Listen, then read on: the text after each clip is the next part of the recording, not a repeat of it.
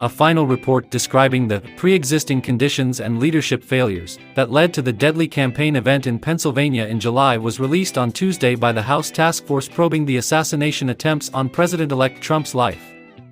The article implied that requests for papers about the second attempt on Trump's life, which occurred at his Palm Beach golf property in September, were apparently stonewalled, despite the fact that the bipartisan group was provided with adequate evidence regarding that shooting.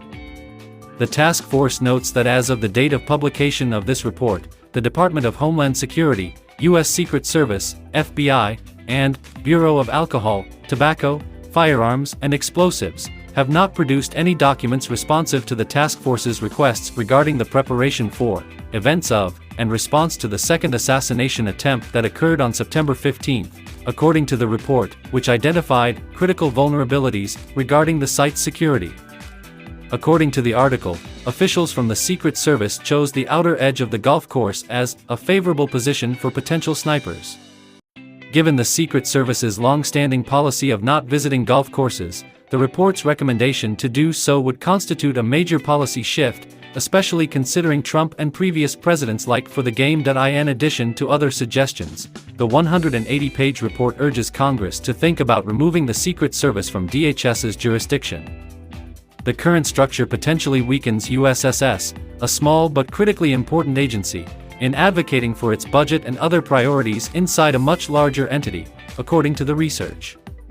It is reasonable to wonder if USSS should still be located within DHS, considering that the incident in Butler, Pennsylvania was far from the first major USSS failure in recent history, although the Secret Service was transferred from the Treasury to the newly established DHS in 2003, the task group pushed for its complete independence.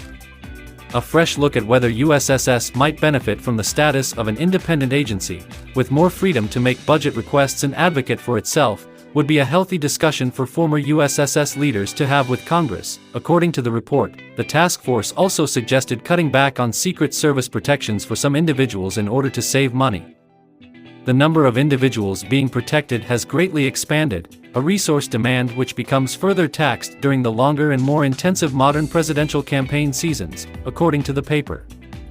According to the report, the United Nations General Assembly is a particularly trying time for Secret Service resources because of the security of foreign dignitaries. The second assassination attempt on Trump's life occurs in September, coinciding with that event. According to the report, Congress, DHS, and the USSS should all work together to evaluate the USSS's current responsibilities regarding protecting foreign leaders and whether those responsibilities can be transferred or eliminated. This will allow the USSS to concentrate on its main duty, safeguarding the president and other important U.S. leaders. The formation of the committee was earlier this year approved by a voice vote in the House. A 20-year-old gunman opened fire on Trump's rally in Butler, Pennsylvania on July 13 from outside the rally boundary, subjecting the Secret Service to intense scrutiny. One person died and two others, including Trump, were injured. A 58-year-old man was shot and killed by USSS officers in September after he pointed a rifle at Trump's Palm Beach,